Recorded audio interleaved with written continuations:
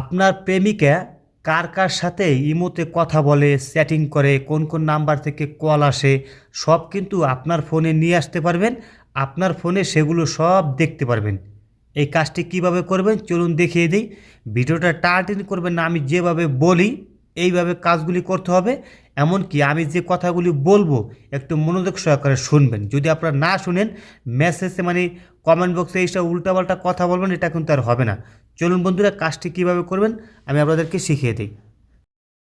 প্রথমে আমি একটা কথা বলবো, সেটা হলো কি, আপনারা এই কাজটি কারো অনুমতিবিহীন করবেন না, কারো ক্ষতি করার চেষ্টা করবেন না, কারো মানে উল্টাপাল্টা কোনো কাজ করবেন না। এটা শুধুমাত্র বৈধভাবে করবেন। যেহেতু আপনার বাসায় যদি আপনার ওয়াইফ থাকে, আপনি বিদেশে থাকেন, সেক্ষেত্রে আপনারা করতে পারেন। আবার যেমন ধরেন আপনার প্রেমিকা আছে, প্রিয়জন আছে, তার যে ইমো আছে সেই ইমোটা যদি সে বলে যে না আমার ইমো যা যা আছে তুমি চেক করো, সমস্যা নাই, তখন কিন্তু আপনারা করতে পারেন। ঠিক আছে, এখন কিভাবে করবেন সেটা আমি দেখাই। প্রথমে আপনার বাসার যে ইমোটা আছে, যেমন আপনার ওয়াইফের কিংবা আপনার প্রিয়জনের, তার মোবাইলটি আপনার কাছে একবার নেবেন কিংবা তাকে করতে বলবেন। কি করতে বলবেন? তার যে ইমোটা আছে সেইটা ওপেন করবেন। ইমোটা ওপেন করার পরে তার ইমো, প্রথমে কিন্তু তার ইমো ওপেন করতে হবে।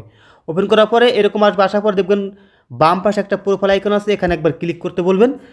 বলার পরে দেখবেন লেখা থাকবে এরকম, তারপর লেখা থাকবে সেটিং, এই সেটিংয়ে ক্লিক করতে বলবেন।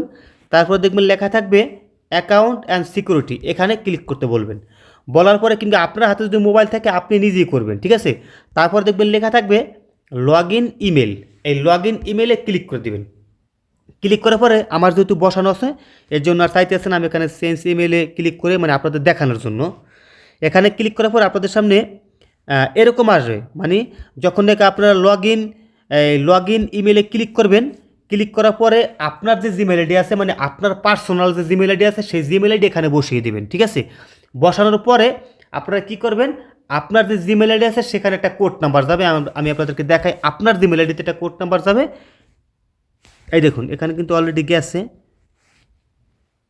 স্প্যাম ফাইলে যাবে। ঠিক আছে, এই দেখুন, এই দেখুন এখানে কিন্তু এরকম একটা কোড নাম্বার আসবে। ঠিক আছে, এই কোড নাম্বারটা আপনারা কী করবেন, ওপেন করবেন। ওপেন করার পরে এই যে কোড নাম্বারটা আছে সেই কোড নাম্বারটা ওখানে বসিয়ে দেবেন। বসিয়ে দেওয়ার পরে আপনার যে পার্সোনাল ইমেল আছে সেই ইমেল আইডি কিন্তু আপনার যে প্রেমিকা আছে তার যে ইমো আছে সেখানে কিন্তু বসানো হয়ে যাবে। এখন আপনারা কী করবেন, এখন আপনার মোবাইলে থাকা যে ইমেলে যে ইমো আসে সেই ইমোটা ওপেন করবেন। ওপেন করার পরে আপনার মোবাইলের আপনার প্রেমিকার যে ইমোটা আছে সেটার কাজ কিন্তু শেষ, এখন আপনার ইমোর কাজ। এজন্য আপনি প্রথমে আপনার ইমোটা ওপেন করবেন। ওপেন করার পরে এরকম আসবে, আসার পরে এখানে দেখবেন লেখা থাকবে প্রোফাইল আইকন আছে, এখানে একবার ক্লিক করে দিবেন। তারপরে আবার ওই সেটিংয়ে ক্লিক করবেন। ক্লিক করার পরে দেখবেন লেখা থাকবে অ্যাকাউন্ট অ্যান্ড সিকিউরিটি, এখানে ক্লিক করে দিবেন।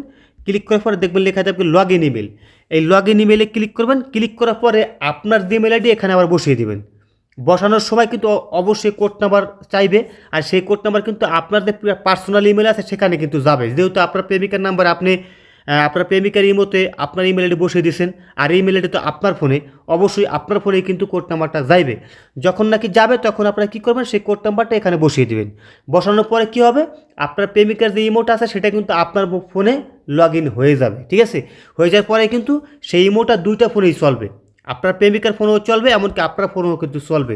সেক্ষেত্রে আপনার প্রেমিকার নাম্বার যে ফোন দেবে সেই ফোনটি কিন্তু আপনার ফোনও আসবে, আবার যে মেসেজ দেবে সেই মেসেজটা কিন্তু আপনার ফোনও আসবে। ঠিক আছে, এর আগে কিন্তু সর্বশেষ আরেকটি কথা, অবশ্যই একটি কাজ আপনারা করে রাখবেন, সেটা হলো কি, আপনারা প্রথমে আপনার মোবাইলে থাকে ইমোটা ওপেন করবেন একবার, এটা কিন্তু সবার আগে করে নেবেন। ইমোটা ওপেন করবেন, ওপেন করার পরে আবার প্রোফাইল আইকনে চলে যাবেন। যাওয়ার পরে দেখবেন লেখা থাকবে সেটিং, সেটিংয়ে ক্লিক করে দিবেন। ক্লিক করার পরে মানে সর্বশেষ তারপর তুমি লেখা থাকবে ম্যানেজ ডিভাইস, এখানে একবার ক্লিক করে দেবেন। ক্লিক করার পরে দেখবেন এরকম আসবে, আসার পরে এখানে দেখবেন একটু অপশন লেখা আছে মাল্টি ডিভাইস। এই মাল্টি ডিভাইস অবশ্যই আপনারা ইনেবল করে রাখবেন। যদি ইনেবল না করেন তাহলে কিন্তু আপনার দুইটা ডিভাইসে কিন্তু কানেকশন হবে না। অবশ্যই এটা আপনারা আগে চেক করে নেবেন যে এটা মাল্টি ডিভাইস অন করা আছে না নেই। এই জন্য আপনারা অবশ্যই এটা আপনারা অন করে তারপরে কাজটি করবেন। সবাই ভালো থাকবেন, আর ভিডিওটা কিন্তু অবশ্যই শেয়ার করে দেবেন, একটা লাইক করে দেবেন।